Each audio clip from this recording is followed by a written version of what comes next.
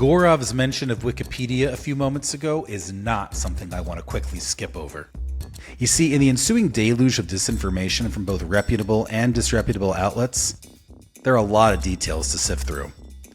As intelligence expert Victoria Kataoka pointed out last time, it makes it really hard for the average person to discern what did and did not happen, especially as some of these articles were behind paywalls, at least for a time. And so many people might turn to what the general public often considers to be the erstwhile arbiters of truth, Wikipedia, in order to parse out fact from fiction. But here's where things get murky. 2 weeks before the Wall Street Journal published its piece on Gaurav, a Wikipedia article was created with the title Gaurav Srivastava Scandal. Anyone skimming through it might come to the conclusion that Gaurav is in fact guilty of everything he's been accused of doing. Only the article was so one-sided it was subsequently taken down, and it wasn't until I spoke with a Wikipedia editor and frequent contributor who asked to be referred to only as David to protect his identity that it became clear to me that this too was all part of a larger plan.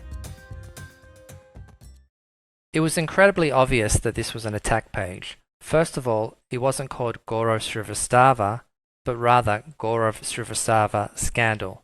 And then the article did not grow organically in the manner that Wikipedia pages typically develop, but literally sprung up overnight.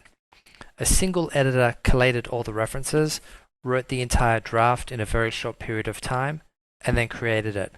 This was so obvious that eventually a senior Wikipedia editor removed the page on these grounds. And then, only a couple of days after this, lo and behold, a brand new editor pops up and just happens to recreate the entire page. This raised suspicion of sock puppetry and paid editing. And for those who don't know what a sock puppet is, it's when one person creates a number of different editors to reinforce a certain perspective. So to summarize, it definitely was weaponized to shape reality.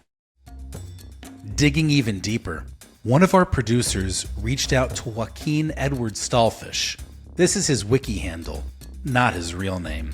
One of two Wikipedia editors who created, maintained, and restored the Gaurav Srivastava scandal page every time it was taken down by a more senior editor via the internal Wikipedia chat. The article has been taken down by Wikipedia for being an attack page, and an internal investigation into Joaquien has been opened by Wikipedia for suspicion he is a sock puppet, or paid editor. In fact, it's possible that he and the other editor, Sword1234, are one and the same person, or at least share a physical space, as the initial investigation has revealed the two personas share the same IP address. Our correspondence with Joaquien took place via Proton email account, and in it, he claimed he is based in Latin America and works as part of a team that is both large and complex. Although he did complain of being underpaid, he specifically cited Project Brazen and FT articles assigned to be inserted into Gaurav's Wikipedia page.